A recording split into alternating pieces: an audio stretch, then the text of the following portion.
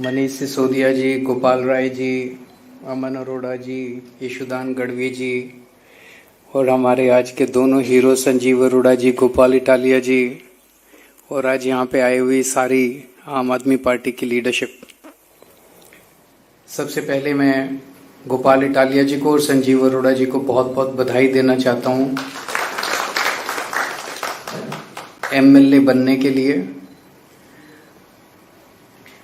मैं उम्मीद करता हूँ संजीव अरोड़ा जी विधानसभा में जाके मान साहब के साथ कंधे से कंधा मिला के पंजाब की तरक्की में आगे बढ़ेंगे, पंजाब की तरक्की में और आगे बढ़ाएंगे और गोपाल इटालिया विधानसभा में जाके बीजेपी की नाक में दम करेंगे।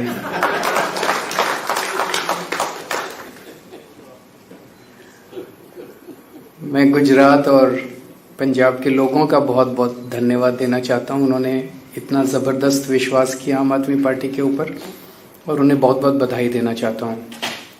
मुझे बेहद खुशी है, आम आदमी पार्टी एक आज जो माहौल है, पूरी राजनीति है, इस राजनीति के सामने एक लंबी लकीर खींचने के लिए आई है, राजनीति को साफ करने के लिए आई है, एक साफ सुथरी राजनीति प्रदान करने के लिए आई है। और आज जो दो कैंडिडेट जीत के आए हैं, ये कैंडिडेट ही हमारा, वो एक अंग्रेजी में कहावत है, proof of the pudding lies in its eating.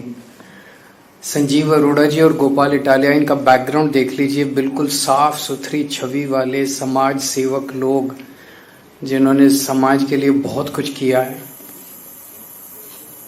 ऐसे लोगों को टिकट देके विधानसभा में पहुंचाना, ये केवल आम आदमी पार्टी कर सकती है और कोई पार्टी नहीं कर सकती। एक जमाने में कहा जाता था कि अच्छे लोग जो हैं उन्हें राजनीति में नहीं आना चाहिए, राजनीति अच्छे लोगों के लिए नहीं है। लेकिन आम आदमी पार्टी ने यह धारणा तोड़ी है, अच्छे लोगों को राजनीति में आना चाहिए, लेकिन राजनीति में आके मेहनत भी करनी चाहिए ताकि अगर आप जीत रहे हो तो जनता आपका साथ देती है। अगर आप अच्छे हो राजनीति में आ जाओ और सोचो कि अब मैंने आसान कर दिया जनता पे, अब मैं राजनीति में आ गया, अब जनता मेरे, वो नहीं। इन दोनों ने मेहनत की, आम आदमी पार्टी ने मेहनत की, गोपाल इटालिया ने मेहनत की, संजीव अरोड़ा ने मेहनत की, तो जनता ने जो भारी समर्थन दिया वो समर्थन अद्भुत था। इसका मतलब इस देश की जनता साफ सुथरी राजनीति चाहती है। इसका मतलब इस देश की जनता चाहती है कि गुंडे, मवाली, लुच्चे, लफंगे जो भर गए हैं आज पार्टियों के अंदर, उनसे छुटकारा मिले और अच्छे, ईमानदार, साफ सुथरी छवि वाले, काम करने वाले लोग राजनीति के अंदर आए। जिस तरह का मार्जिन है विक्ट्री का, ये अद्भुत है। 2 साल के बाद पंजाब का चुनाव है, 3 साल हो गए पंजाब में सरकार चलाते हुए। अक्सर कहा जाता है कि 3 साल सरकार चलाने के बाद एंटी इनकम्बेंसी आ जाती है, पर जो मार्जिन से संजीव अरोड़ा जी जीते हैं उससे तो लगता है कि एंटी इनकम्बेंसी छोड़ो, प्रो इनकम्बेंसी है। मतलब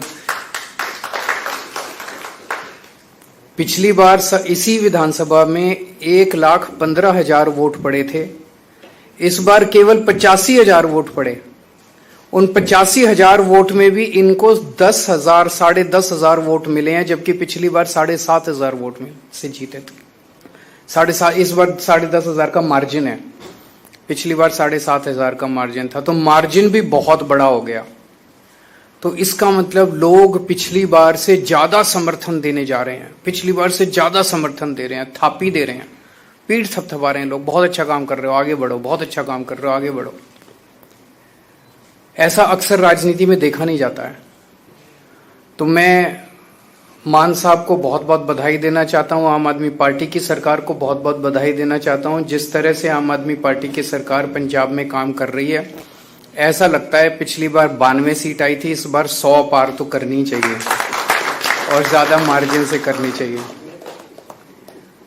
जिस तरह से गुजरात के अंदर और पंजाब के अंदर, एक और बड़ी बात है, पंजाब में नशे के खिलाफ जो युद्ध छेड़ा गया है, मैं समझता हूं जितनी आशीर्वाद हमें गांव-गांव से, छोटे छोटे परिवारों से मिल रहे हैं, जिनके बच्चे नशे के अंदर डूब गए थे, वो नशे में बाहर आ रहे हैं, वही आशीर्वाद हम लोगों को तरक्की देता है। ऐसा नहीं कि पूरे देश में केवल पंजाब में नशा है। दिल्ली में बहुत नशा बिक रहा है, हरियाणा में बहुत नशा बिक रहा है, गुजरात में बहुत नशा बिक रहा है, गोवा में बहुत नशा में, कहीं चले जाओ देश के अंदर खूब नशा है। लेकिन जिस किस्म की नशे पे चोट पंजाब के अंदर पड़ रही है, बड़े बड़े तस्करों को पकड़ा जा रहा है, बड़े बड़े तस्करों के बुलडोजर चलाए जा रहे हैं, और चाहे कितना भी बड़ा नेता क्यों ना हो, मैसेज ये है कि उसको बख्शा नहीं जाएगा। बड़े से बड़े जो भी, चाहे आप कितने भी बड़े पॉलिटिकल नेता हो, अगर आप नशे के तस्करी में शामिल हो तो आपको किसी हालत में बख्शा नहीं जाएगा। वो लोग जिन्होंने पंजाब को नशे में धकेल दिया था, सबसे पहले पंजाब में नशा लेके आए थे, उनकी जब वो लोग मंत्री थे दूसरी पार्टियों के, वो लोग मंत्री थे, अपनी गाड़ियों के अंदर नशा सरकारी गाड़ियों के अंदर लेके और पूरे पंजाब में डिस्ट्रीब्यूट किया करते थे घर घर में। जब वो सरकारी मंत्री थे, अपने घर में इंटरनेशनल स्मगलरों को रखते थे। लेकिन आज पंजाब के अंदर प्रो पीपल आम आदमी पार्टी की सरकार है, ईमानदार सरकार है। चाहे कितना भी बड़ा आदमी क्यों ना हो, कितना भी शक्तिशाली आदमी क्यों ना हो, किसी को बख्शा नहीं जाएगा। ये मैसेज पंजाब के अंदर, और पंजाब के लोगों को ये पसंद आ रहा है जो इन्होंने आम आदमी पार्टी की लखनऊ पश्चिम की सीट से जिता के लोगों ने बताया। गुजरात के लुधियाना पश्चिम की सीट से सॉरी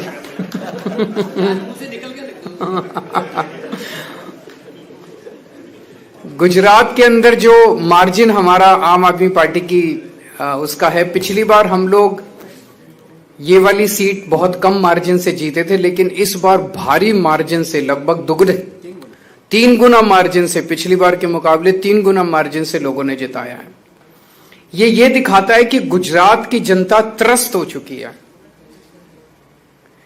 मैं अभी गुजरात गया था जब आखिरी बार चुनाव प्रचार के लिए, तो गुजरात सरकार में काम करने वाला एक मंत्री मिला मुझे, उनका मंत्री बीजेपी का। मुझे कहता है, सर पूरी गुजरात की जनता बीजेपी के शासन से, 30 साल के शासन से त्रस्त हो चुकी है बुरी तरह से, उन्हें हराना चाहती है। लेकिन बीजेपी की ऐसी पकड़ है पूरे प्रशासन और पूरे सिस्टम के ऊपर, पता नहीं ये हो पाएगा कि नहीं हो पाएगा। मैंने उसको कहा, भाई एक ही चीज है, ये जनतंत्र है, और जिस दिन जनता खड़ी हो जाए उस दिन बड़े बड़े सिंहासन डोल जाते हैं।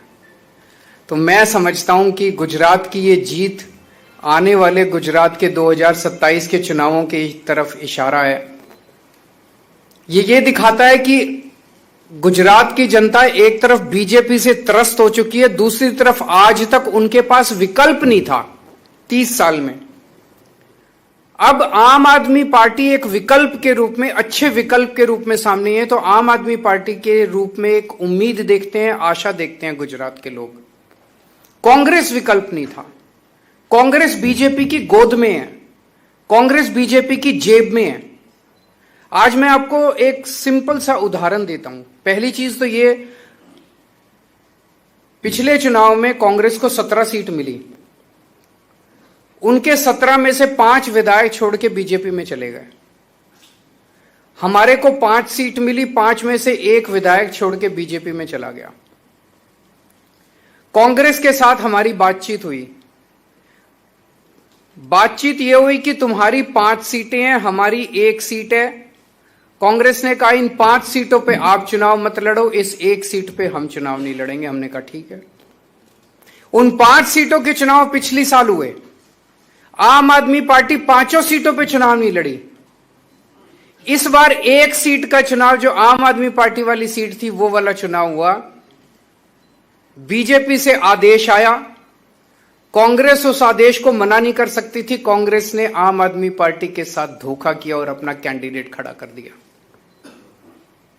पिछले साल जब उनकी 5 सीटें थी, हमने अपना कैंडिडेट खड़ा नहीं किया, लेकिन इस बार जब हमारी सीट थी, उन्होंने अपना कैंडिडेट हमें हराने के लिए खड़ा कर दिया। ये साफ दिखाता है कि कांग्रेस से उम्मीद नहीं है इस देश को।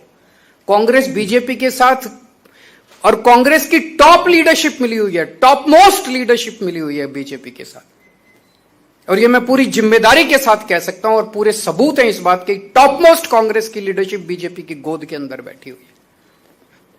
एक कांग्रेस का आम कार्यकर्ता जो गली गली के अंदर घूमता है, वो अपने आप को ठगा सा महसूस करता है जब वो देखता है कि उनके ऊपर वाले सारे बड़ी बड़ी बातें करते हैं, कभी शादी के घोड़े की बात करते हैं, कभी रेस के घोड़े की बात करते हैं और जाके हाथ मिला लेते हैं बीजेपी के साथ। लेकिन बड़ी इंटरेस्टिंग है, अल्टीमेटली तो जनतंत्र है, जनता मालिक है। वो 5 सीटें हमने छोड़ दी, फिर भी वो हार गए कांग्रेस वाले।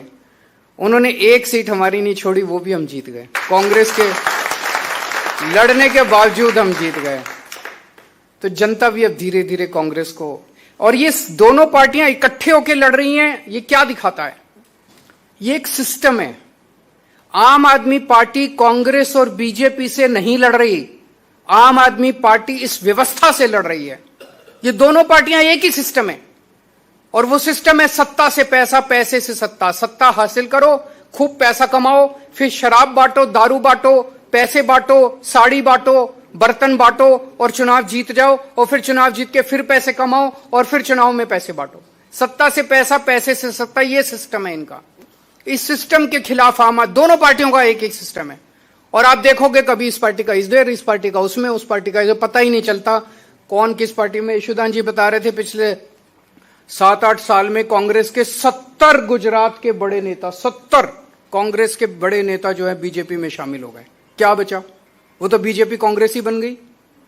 तो केवल और केवल आम आदमी पार्टी देश के लिए लड़ रही है, गुजरात के लिए लड़ रही है, पंजाब के लिए लड़ रही है, भारत के लिए लड़ रही है, इस सिस्टम से लड़ रही है। और ये सारी पार्टियां एक ही सिस्टम का हिस्सा है। मैं जनता को बहुत बहुत धन्यवाद देता हूं कि वो आम आदमी पार्टी में उनका विश्वास है। सभी कार्यकर्ताओं को बहुत बहुत बधाई देता हूं इस शानदार जीत के लिए, और मैं उम्मीद करता हूं कि ये गुजरात और पंजाब के दोनों चुनाव सेमीफाइनल साबित होंगे। आने वाले 2027 के पंजाब के विधानसभा चुनाव में हम 100 से ज्यादा सीट लाएंगे और गुजरात के अंदर आम आदमी पार्टी अपनी सरकार बनाएगी। बहुत बहुत शुक्रिया।